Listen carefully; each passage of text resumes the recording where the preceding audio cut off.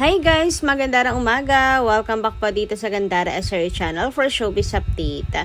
Ang tatalakayin natin ngayon at pag-uusapan mga kakimpaw ay pumapatungkol nga po dito sa post ni Chidita Princess and Paolo Avellino mga kakimpaw kung saan marami nga pong nabuking ang Kimpaw Lancha. So ano nga ba yan mga kakimpaw at nagkakagulo ngayon ang mga fans nila Kim and Paolo. So alamin nga natin din yan at pag-usapan, pero bago po ang lahat, sa mga hindi pa po nakaka-subscribe sa ating channel, pakiclick lang po tayo na ating subscribe button at notification bell na nariyan sa baba para mag-i-updated din po kayo at ma-notify tuwing may bago tayong chika at balita hinggil sa Kimpaw.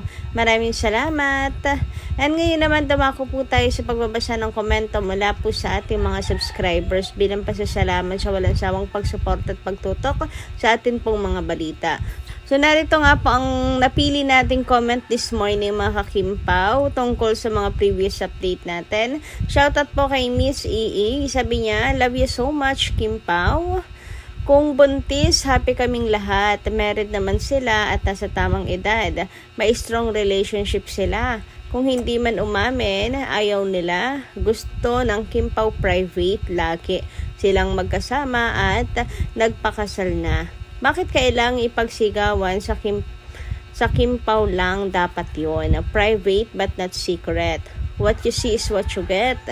Kimpaw lang ang dapat makalam. Private muna gusto ng Kimpaw. Please respect kung ano ang gusto nila. Basta approve ang family nila. The search is over. Sabi nga ni Daddy Pau, good luck and God bless Kimpaw. Seniors and solid Kimpaw, prayers always safe. Good health and happiness Kimpaw. Forever and ever prayers to Kimpaw. More blessings sa MMFF and Copino and more projects to come. God loves Kimpaw. Lovers, God bless. Yes mga kakimpaw, dalangin ko din po ang success ng MMFF movie nila Kim and Paolo. Hindi pa man po sigurado kung mapapasama talaga to sa MMFF this December 25 mga kakimpaw.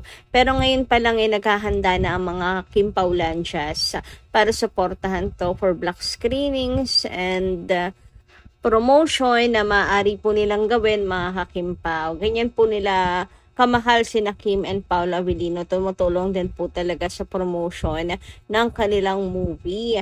So, antayin po natin yan. Sana'y makapasok and I hope na maging successful po talaga to. Ganun din po ang Copino. Sana po maging successful din ang Copino. Hindi pa man po ginagawa sa ngayon.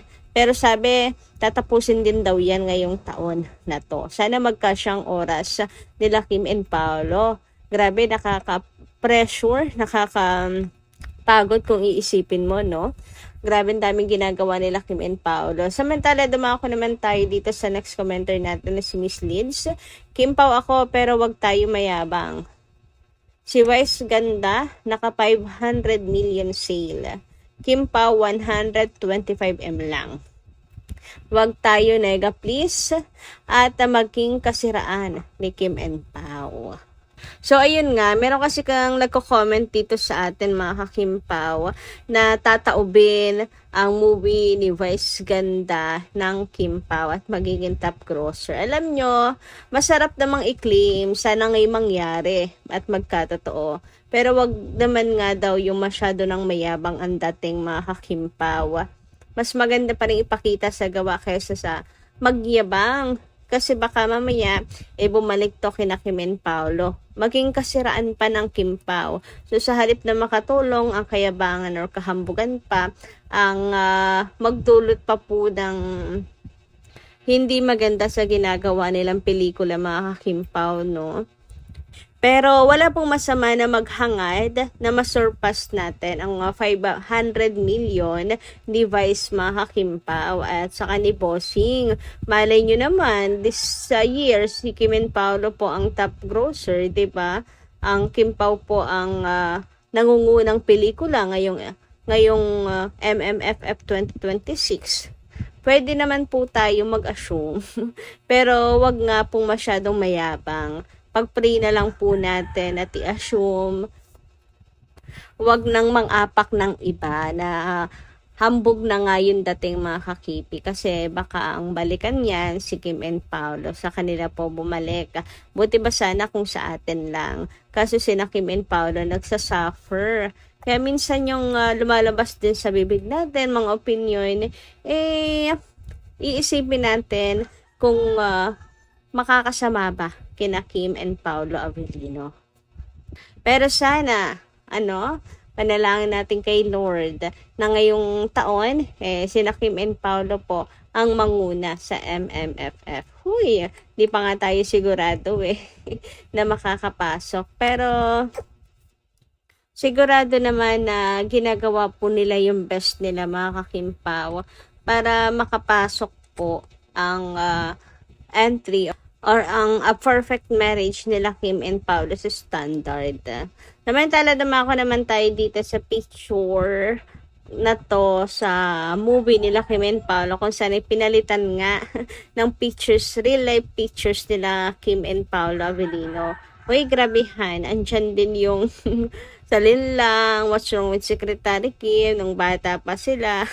Grabe.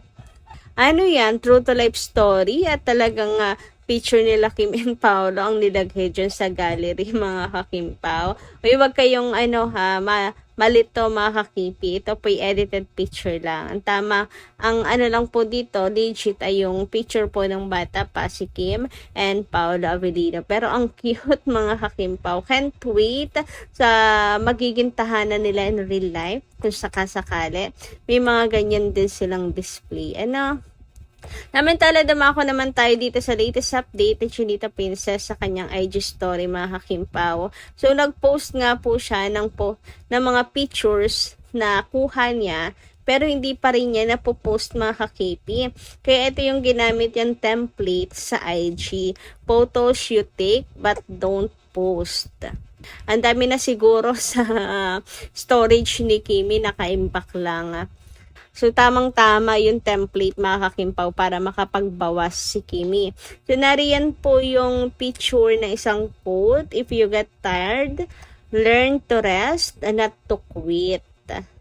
Di natin alam kung saan galing ito mga kakimpaw. Pero perfect to para sa kanilang dalawa ni Paolo Avellino na sobrang busy. Sigurado, kakaramdam din sila ng pagod. Lalo na kung sasabayan pa ng issue, diba? So, learn po to rest but not to quit.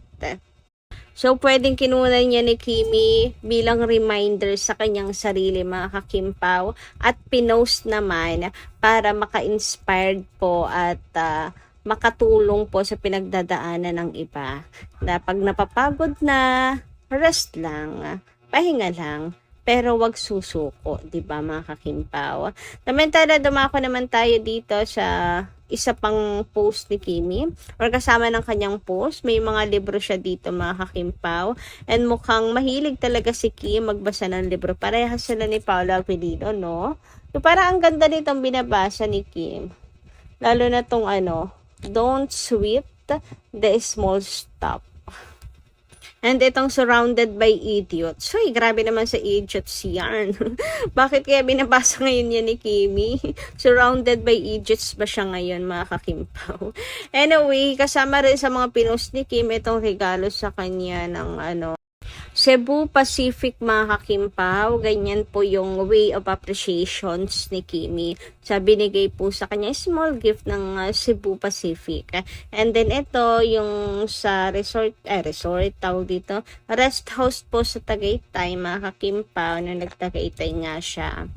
Para makalanghap naman ng fresh air mga kakipi pag kinakailangan niyang huminga at punong-puno na yung kanyang dinadala. Syempre, another Kimpaw's date. Huy, charot. So, ayan, mukhang kuha po sa date nga nilang dalawa ni Paolo Avellino. And syempre, isa niyang selfie mga kakimpaw. Pero alam niyo po ba na pati po si Paolo Avellino ay may shinare nga rin po na mga photos na kuha po niya.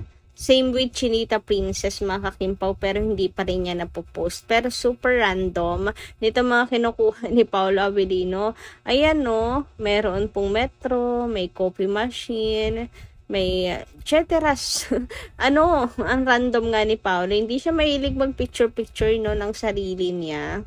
Ang random ng mga kinukuha ni Pao. Siguro mga simple things na na-appreciate niya or nakakapagpagaan ng buhay niya or favorite niya, mga kakimpaw. Yan. Kaya kinukunan niya ng picture. Anyway, ang nakakuha ng atensyon ng Kimpaw Lanchas ay eto pong kanyang overnight oat, mga kakimpaw. Kung saan, may ano pa, parang paper bag pa sa ilalim, mukhang pinadala pa sa kanya, mga kakimpaw. Grabehan. And alam naman po natin kung sino mahilig gumawa niyan, di ba? Nabanggit na yan before, napag-usapan na yan before na si Kimi mahilig pong gumawa ng overnight oat. Mukhang wifey duty lagi po ang Chinita Princess at hilig niyang gawan ng oatmeal, ng overnight oat si Paolo Avellino, mga kakimpaw. Ayan, grabehan. So, nagkakabukingan na, mga kakimpaw. Tuloy-tuloy ang pag-aalaga ng isang Chinita Princess kay Paolo Avellino. Ay, grabehan naman nga talaga yun. And para i-post ito ni Papi Pao, mga kakimpaw, ibig sabihin, pinagmamalaki niya lang po kung ano yung ginagawa sa kanya ng kanyang Diyosawa, di ba? Ginagawa ni Kimi sa kanya, mga kakimpaw.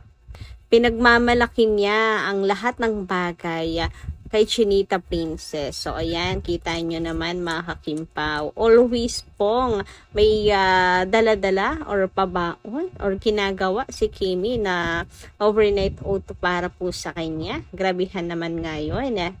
Grabe magmahal at mag-alaga ang isang Chinita Princess. Huy, bini-baby si Paolo Avellino. Kaya naman ang kilig ng Kimpaw Lanchas, nako, para na pong nagpapaltipate sa sobrang kilig, mga kakimpaw.